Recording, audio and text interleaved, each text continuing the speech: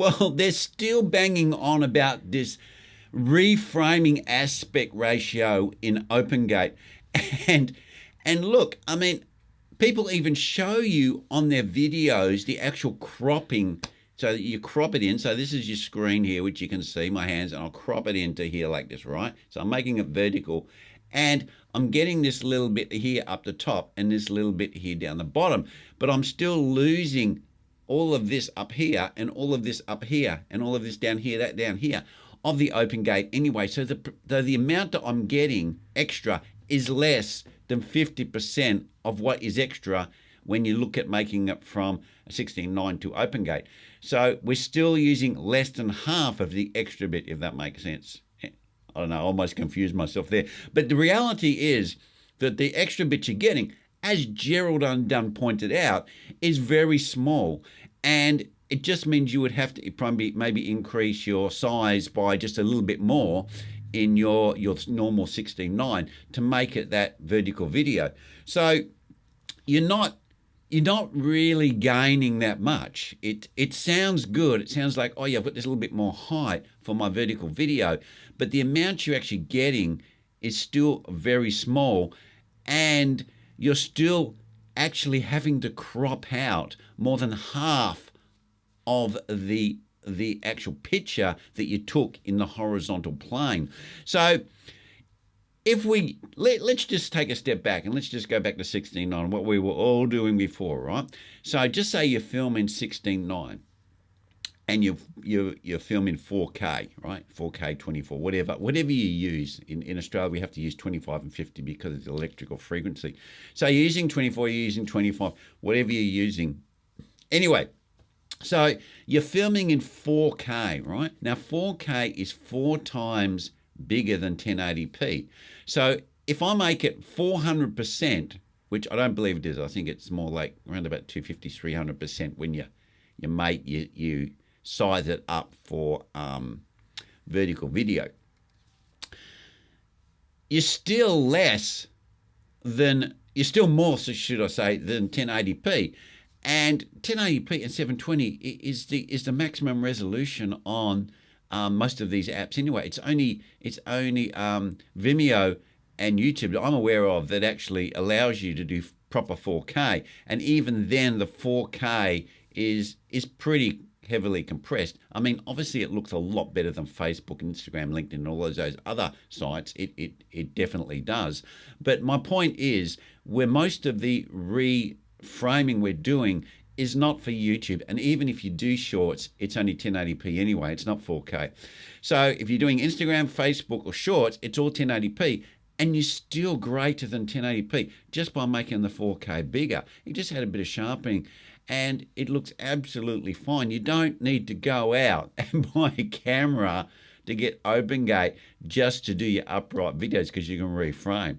It's one of those things that if you're buying the camera anyway, right, let's just say we're buying the new C50 because I'm a Canon guy, right? And you buy that camera and you were going to buy a new camera anyway because, you wanted just say you wanted something that was smaller like the SX3, and you wanted something that didn't overheat, and you wanted something small. You go, C50 fits my work requirements perfectly because I've got all Canon lenses and everything, and I don't want to have to go and change to Sony or another brand. So it's a very cost-effective way to upgrade my camera. Now, that's all fine, and you go, okay, I'm getting an Opengate as a bonus, fantastic. But as I said in my previous video, Opengate is for anamorphic lenses. Forget all this reframing rubbish. It's just a marketing thing to suck people in because they know a lot of people don't use anamorphics. Oh, but you can reframe for your upright video. It's just another marketing ploy. That's the word I was looking for. But if you're using anamorphics, 100% it makes a difference because I'm shooting an Opengate now and I've got the Blazer Remus 45mm on, and it does make a difference because when you de-squeeze the image, right, it doesn't come so skinny. I've got a little bit more height there, right? So for anamorphics, it's basically, Opengate was designed for anamorphics. It's been around for a long time. So don't get hecked up about this reframing, guys. Please don't buy a camera because you're buying it for Opengate to reframe your images. That is just insane, right? If you're buying the camera, you're going to shoot anamorphics, 100%. If you're going to buy the camera because you're going to upgrade anyway, and it's just a nice to have, absolutely. But don't think you need to go and chuck your old 16:9 cameras in the bin because they're outdated and, I can't shoot my upright video anymore. Just complete rubbish. And the other thing as well is that what a lot of people don't understand is Opengate is still pretty immature in these cameras. Like I'm just shooting, just say we take this one I'm shooting on now, the S5 II. Now there's the new S1R and the new, S12R or S1R and the S12. And these have Opengate, and I do believe that they have the Opengate in some other frame rates, but they still are not across like a global. It's not like you can select Opengate and you get it globally across all your frame rates, which for me is a real pain because I don't like to shoot. I'm shooting in 6K now, but I don't like to shooting these really high resolution frame rates. It makes the cameras work harder. The files are bigger. I just want to shoot in 1080p. That's what I do most of the time. I'm quite happy with 1080p.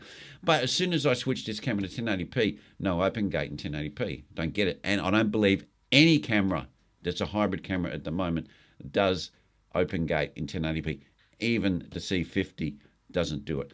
So that's what you need to understand. This is not something that it's like a switch you switch on. It's kind of like when we had the crop, in 4K 60. If you went to 4K 60, you had to go to APS-C and you go, oh, what the hell?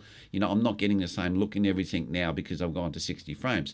It's not, the full frame wasn't global across all of the frame rates. So you need to appreciate that, guys, when you're buying these cameras. Yes, it's a nice to have Opengate. If you're shooting anamorphics, it's a real aid, absolute aid. But if you're buying it for reframing, please, guys, don't get sucked in by the marketing. Well, anyway, that's my opinion, right? A lot of people can trash it. I know a lot of people have a difference of opinion and they think that the Opengate is good for reframing.